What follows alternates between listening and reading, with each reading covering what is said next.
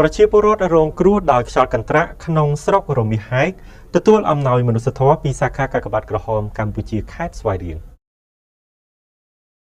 នាសប្តាហ៍កន្លងទៅនេះសម្ដេចគតិសង្ហបណ្ឌិតម៉ែនសំអនគណៈកិត្តិយសសាខាកាកបាទក្រហមកម្ពុជាខេត្តស្វាយរៀងនិងសហការីបាននាំយកនូវអំណោយមនុស្សធម៌ចែកជូនដល់គ្រួសាររងគ្រោះដោយខ្យល់កន្ត្រាក់ដែលរងគ្រោះកាលពីថ្ងៃទី31ខែឧសភាឆ្នាំ2026ចំនួន6ខ្នងផ្ទះធ្ងន់ចំនួន4ខ្នងមជ្ឈុំចំនួន2ខ្នងនៅឃុំអង្គប្រស្រែស្រុករមាសហែក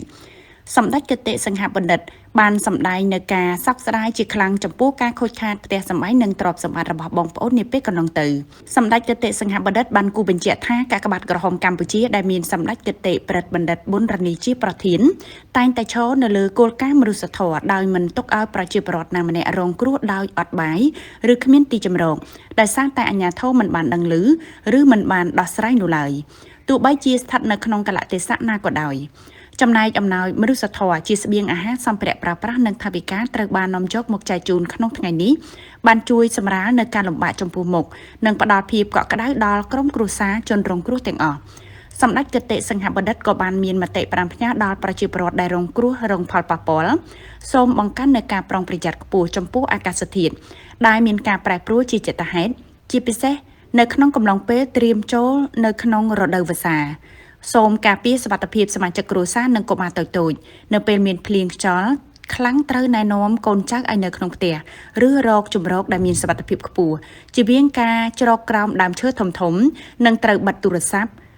ឧបករណ៍ប្រើប្រាស់ជាអេឡិចត្រូនិកដែលអាចបង្កគ្រោះថ្នាក់ដោយសាររន្ទះបាញ់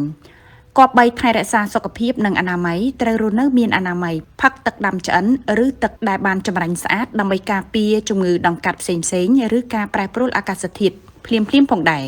អំណោយដែលបានចែកជូនក្នុងមួយគ្រួសារទទួលបានអង្ករ30គីឡូក្រាម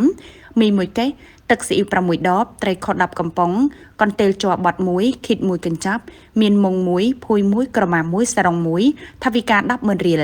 ដែលឡែកគ្រួសាររងគ្រោះធ្ងន់ទទួលបានបន្ថែមកៅស៊ូតង់1ធុងទឹកជ័រ1ឆ្នាំងបាយឆ្នាំងសម្ល2ថវិកា40000រៀល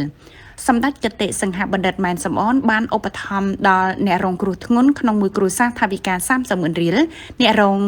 គ្រោះមជ្ឈុំក្នុងមួយគ្រួសារ20000រៀលឧបត្ថម្ភដល់អាជ្ញាធរភូមិឃុំប្រជាការពារសរុបថវិកាចំនួន8លានរៀល